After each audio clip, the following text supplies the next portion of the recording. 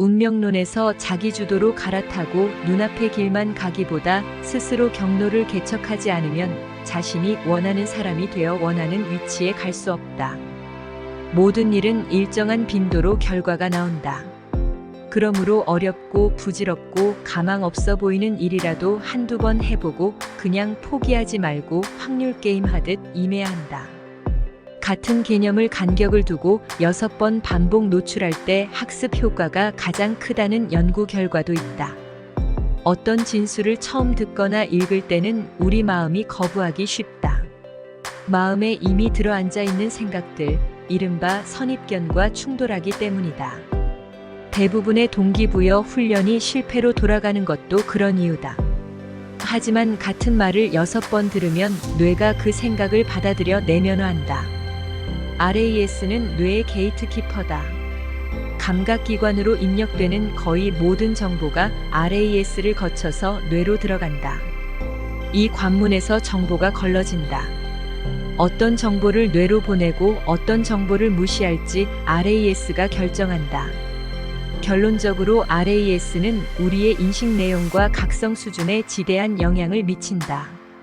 RAS는 생각과 내적 감정과 외적 자극이 만나는 곳이며 뇌의 운동 기능과 지적 기능을 담당하는 영역에 활발히 관여한다. RAS라는 신경회로망은 뇌가 바깥 세상에서 받아들이는 감각 정보를 걸러주는 그물이다. 우리가 보고 듣고 느끼고 맛보는 모든 것이 RAS를 통과한다.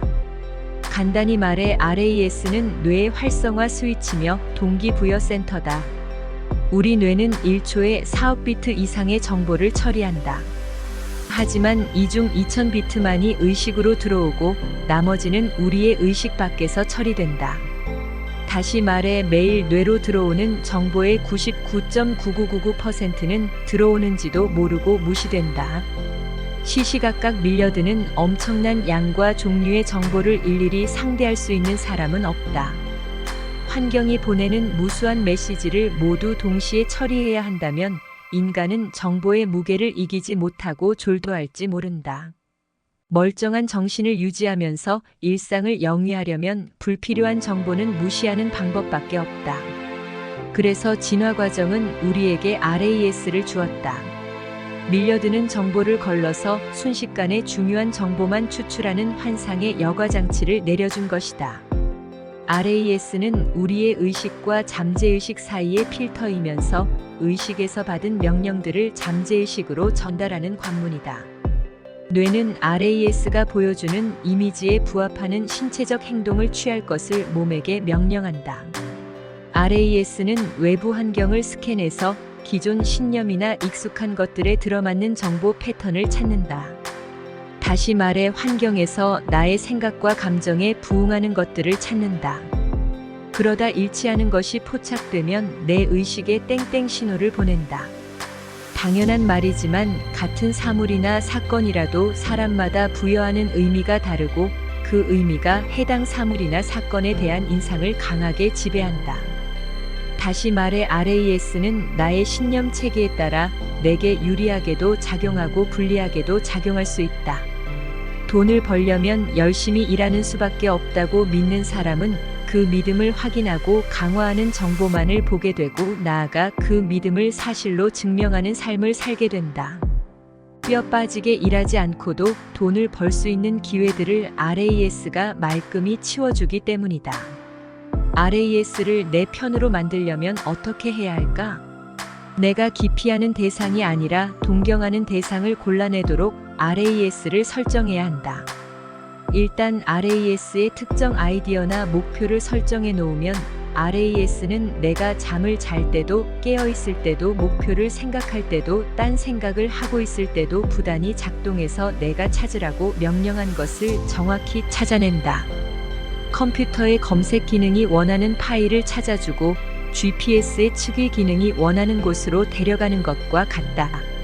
RAS는 주변에서 밀려드는 수많은 데이터 중에서 설정 내용에 유의미한 것만 선발해 나의 관심 속으로 밀어넣고 나머지 무관한 정보는 미련 없이 잘라낸다.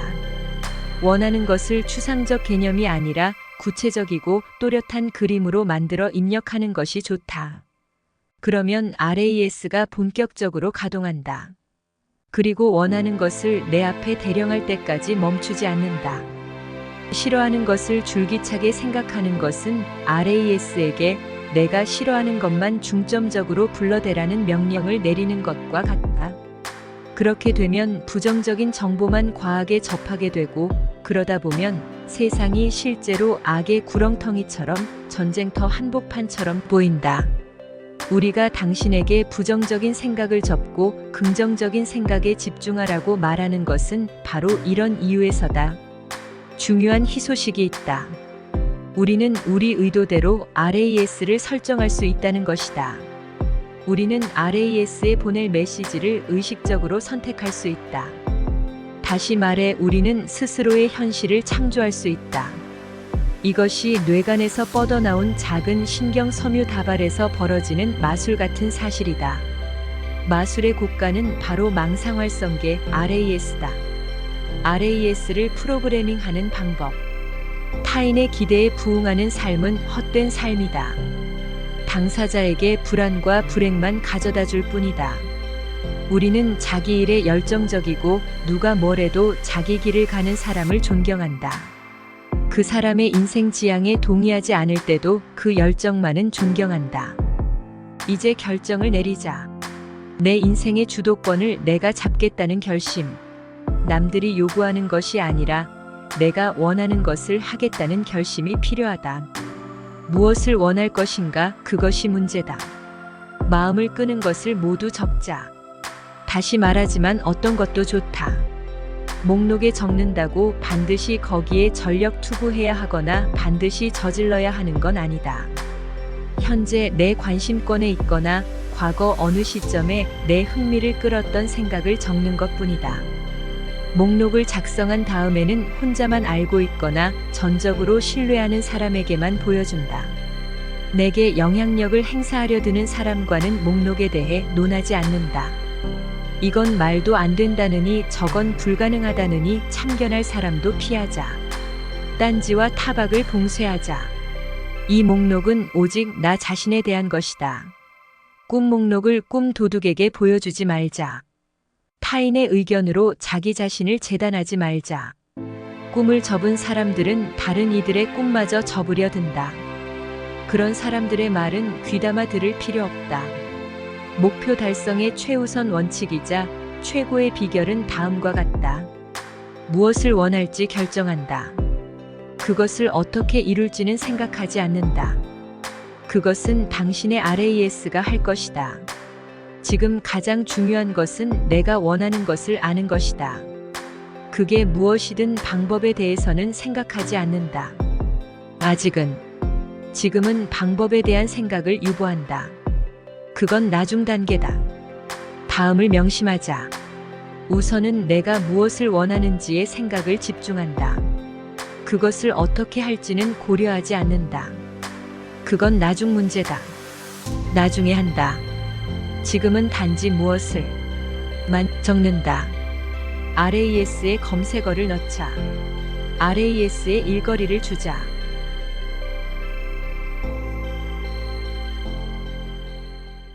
캘리포니아 도미니칸 대학교의 심리학 교수 게일 매튜스 박사가 267명의 참가자를 대상으로 목표 설정 연구를 진행했다. 박사는 목표를 손으로 쓰는 사람들이 그렇지 않은 사람들보다 목표를 이룰 가능성이 42%나 높다는 것을 발견했다. 키보드로 글씨를 쓰는 것은 8가지 손가락 운동만 수반하고 상대적으로 소수의 뇌신경 연결망만 사용한다. 이에 비해 손글씨는 최대 1만 가지 움직임을 수반하고 뇌에 수천 개의 신경회로를 만든다. 이 때문에 손글씨가 목표에 대한 보다 강렬한 애착과 헌신과 의욕을 불러일으킨다. 물론 컴퓨터로 목표를 기록하는 것도 유용하다. 하지만 목표를 컴퓨터 키보드로 입력하는 것이 스포츠카 운전을 묘사한 글을 읽는 것이라면 손으로 목표를 쓰는 것은 알프스를 누비며 스포츠카를 시운전하는 것과 같다. 손글씨는 목표에 대한 정서적 몰입도를 월등히 높이고 동기부여 수준을 극적으로 끌어올린다. 목표를 쓰는 것은 RAS의 발동을 거는 것과 같다. 내 잠재의식에게 쉬지 말고 공든 탑을 쌓으라는 지시를 내리는 것과 같다. 원하는 것을 어떻게 얻을지의 골몰에서는 일이 되지 않는다. 정확히 무엇을 하고 싶은지 또는 무엇이 되고 싶은지를 결정하면 RAS가 알아서 길을 찾는다. 일단 마음의 목표를 입력하자. RAS가 알아서 방법을 보고 듣고 읽어드린다. 아주 간단하다. 그러나 실천하는 사람은 극소수에 불과하다. 목표 목록을 읽고 또 읽어보라. 각 항목이 내게 진정으로 중요한지 여부가 선명해지기 시작한다. 항목을 더하고 빼면서 목록을 계속 수정해 나가자. 얼마가 지나면 목록에서 탈락하지 않고 매번 살아남거나 지속적으로 재등장하는 항목들이 생긴다. 그런 항목들이 내게 의미 있는 목표다. 목표 목록을 침실벽과 욕실벽에 붙이고 복사본을 냉장고에도 붙이고 컴퓨터의 화면 보호기로도 쓴다. 내가 주로 시간을 보내는 장소, 항상 눈이 가는 지점에 붙여놓자. 곳곳에 붙여놓자. 새로운 것이 생각날 때마다 추가하자. 목록은 길수록 좋다. 1970년대에 부자들을 대상으로 한 연구가 있었다. 백만장자와 억만장자의 주된 차이를 알아보는 연구였다. 두 그룹 모두 부유한 것은 같았지만 연구진은 두 그룹의 성취도 차이를 만든 요인에 집중했다. 3년의 연구 끝에 결과가 나왔다. 두 그룹의 최대 유사점은 자신이 원하는 것을 정확히 알고 있다는 점이었다. 다만 억만장자들에게는 본인의 아이디어와 목표와 목적을 명기한 목록이 있었다. 놀랍게도 두 그룹을 가르는 가장 극명한 차이는 손으로 쓴 목록의 존재 여부였다. 백만장자들도 목표를 향한 열의가 대단했고 본인이 원하는 바를 정확히 알고 있었지만 손으로 쓴 계획서를 보유한 경우가 억만장자들에 비해 현저히 적었다. 미국의 보험왕 출신 억만장자이자 성공 행동 연구가 폴 제이 마이어는 목표 설정과 관련해 다음과 같은 연구 결과를 제시했다. 미국인의 3%가 목표와 계획을 글로 확실하게 써놓는다. 10%가 인생의 목표로 삼는 생각을 가지고 있다. 60%가 목표 설정을 고려하지만 금전적인 부분에 머무른다. 27%는 목표 설정이나 미래에 대해 생각해 본 적이 거의 없다. 마이어의 연구 대상자 구성은 다음과 같았다. 3%는 엄청난 성공을 거둔다. 10%는 적당히 부유하다. 60%는 이른바 서민이다. 27%는 국가 보조나 자선에 의지해서 근근히 산다. 할 일은 분명하다. 목표 목록을 만든다. 직접 손으로 써서.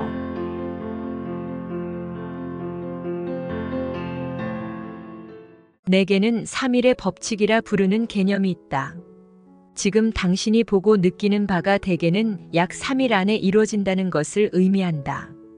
그러나 항상 이루어지지는 않는다. 당신에게는 그것이 실현되지 못하게 막고 지연시키는 신념이 있기 때문이다. 당신이 무언가를 서술하고 시각화하고 반복하며 그 안에 특정한 감정을 주입한다면 보통은 약 3일 안에 실현된다. 단 반대되는 행동을 하며 원치 않는 것들에 초점을 맞춰서는 안 된다. 과학적으로 무슨 일이 벌어진 것일까? 이는 망상 활성계가 반응한 결과다. 망상 활성계는 심상 감정, 반복에 반응한다. 망상 활성계를 활용하는 방법은 다음과 같다. 첫째, 원하는 성과를 시각화하라. 둘째, 감정에 집중하라. 셋째, 반복하라. 숨겨진 신념을 찾고 성공의 가능성을 높이는 법. 이루고 싶은 인생의 목표들을 빠짐없이 기록하라. 불가능하다고 말하는 내면의 신념들을 발견하라. 정화의 기술들을 사용해 부정적인 신념을 제거하고 당신을 지지하는 신념으로 바꿔라. 당신을 기다리는 무한한 가능성의 우주로 뛰어들어라. 내게는 우리가 무한한 가능성의 우주에 살고 있음을 증명할 다양한 과학적 정보가 있다. 당신이 가진 것을 영원히 지니고 살아야 할 운명이라는 말은 사실이 아니다. 뇌신경과학은 당신이 무엇을 갖고 시작하는지는 중요치 않다는 사실을 증명하고 있다. 사람들은 뇌를 재설계하며 살아간다. 생물학자 브루스 립튼은 당신의 주인은 DNA가 아니다를 쓰면서 DNA와 신념을 연결지었다 말았다 할 수 있다는 사실을 후성 유전학을 통해 설명했다. 이 책은 사람들에게 이렇게 말한다.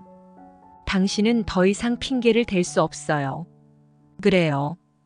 당신은 힘겹게 자랐고 학대당했고 나쁜 것을 물려받았어요. 하지만 그렇다고 그것들이 당신을 가로막을 수는 없어요. 당신은 다시 생각을 가다듬을 수 있고 다시 집중할 수 있어요. 과학은 우리가 원하는 것은 무엇이든 갖고 하고 될 수 있다는 생각들로 우리를 채워준다. 유일한 한계는 당신 스스로 만드는 것이다. 무엇이 가능한지에 대한 당신의 생각에서 한계가 자라난다. 이게 무슨 뜻일까? 당신이 무엇을 할 수 있는지 생각하는 것 역시 신념이라는 뜻이다. 우리에게는 신비롭고 초인적인 힘이 있다. 그 힘이 스스로를 위해 존재한다고 믿을 때 비로소 그 힘을 발휘할 수 있다. 가장 중요한 것은 신념의 의문을 품는 것이었다. 그 후 나는 내가 어떤 신념을 갖고 있는지 찾아냈고 의문으로 신념을 바꾸기 위해 머릿속으로 엑스레이를 돌리기 시작했다. 나는 사람들에게 주로 의문을 적어보라고 말한다. 자기 자신과 머릿속으로 대화하다 보면 같은 자리를 빙빙 돌게 되기 때문이다. 생각은 머릿속에서 이루어지기 때문에 눈으로 볼 수 없다. 신념이 현실처럼 느껴져 그것들의 의문을 품지 않는다.